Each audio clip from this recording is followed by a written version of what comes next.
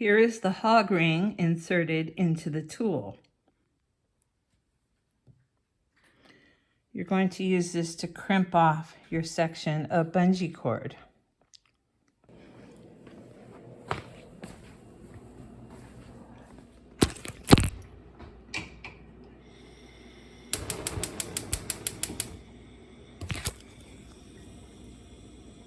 Here we are. We're going to heat treat the ends of the cord. This just keeps it from fraying.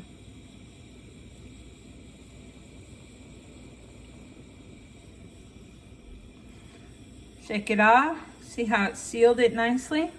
That's how we want it. Next, we're going to apply the hog ring to the cord.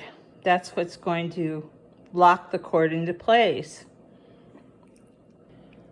I've got the hog ring around there. It's not yet tightened.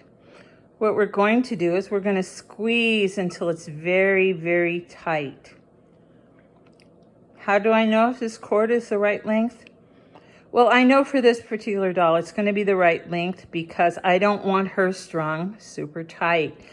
Stringing them overly tight is going to damage Patti over time. So that's why we're not going to do it this time. Some people may disagree with me. They want them super tight, but you're going to find dents in the plastic and maybe ultimately armhole damage. So we don't want to do that. We're going to go with this tension length of the cord, but I'm going to tighten it up. It's good and tight now. Don't use a knot. Don't use the thin bungee cord. Don't use it super stretchy. It's not going to give you what you want. What's most important is the length here. And a good rule of measure, you're going to walk with me. You're going to walk, walk, walk, walk, walk.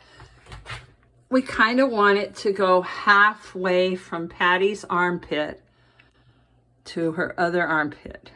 See? That's about halfway, maybe a little bit less, but that's how you measure. If your cord is too long, you're going to have dangly arms again. Patti has agreed to be our arm model. Here, let me show you why we don't string them too tight. Here's an example of thin blow molding. This is just a flaw that came from the factory.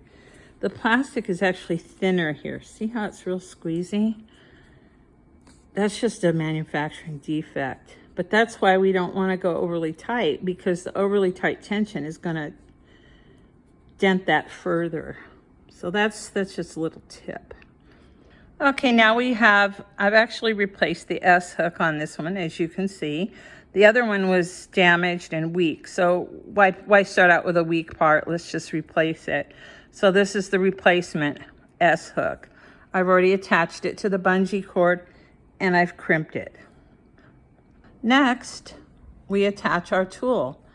This little tool my husband made for me out of a hanger. And then we use some medical tape just to wrap around the open edges of the metal. It's a bent clothing hanger. That's all it is, bent clothing hanger. Nothing fancy or exciting, but that's what we're going to use. And we're going to put it into the opening. See that? Watch for the next video. All right, I've already pulled it in from the other side. There's the cavity where the arm is. And now what we're going to do is we're going to restring Patti.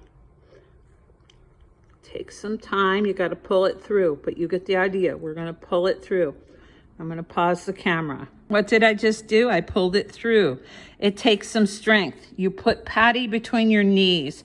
You hold her tight and you pull until you can get enough of the cord through the opening and either take a wooden spoon or a wooden spatula. I happen to use a wooden spatula, but you can use either one.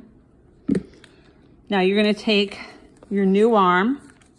Well, not new arm, but the arm you're going to string on there. You're just going to take your hook. You're going to work it through the cord. You're going to pull it tight, and you're going to take out the wooden spoon or spatula, if you will. I can't do both, but you see I'm pulling on it now. I've got the tension. The spoon's just there, spatula. So I'm gonna pause and we're gonna take out the spatula. Spatula removed. Arms are restrung. Remember to take your hook off it too. But Patti is now restrung. And because Patti had that weak spot, I did not string her super tight because I don't want to put tension on there. She's not dangly. She's not loose. But she can't hold a pose. And who cares if they can hold a pose? We want the dolls to last. We don't care if they can hold their arms up and wave at us in the air. That's silly. We just want the arms to be in and not hanging. Especially when you have the weak torso dolly, like this girl was. She was weak in the torso. We didn't want to ruin her. So here's Patti. She's got good arms. She's ready to go.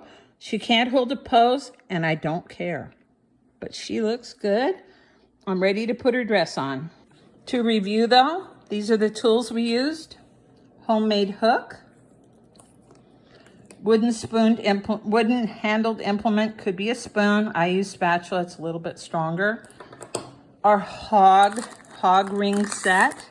You can get this on Amazon. It's a hog ring set, that's what it's called.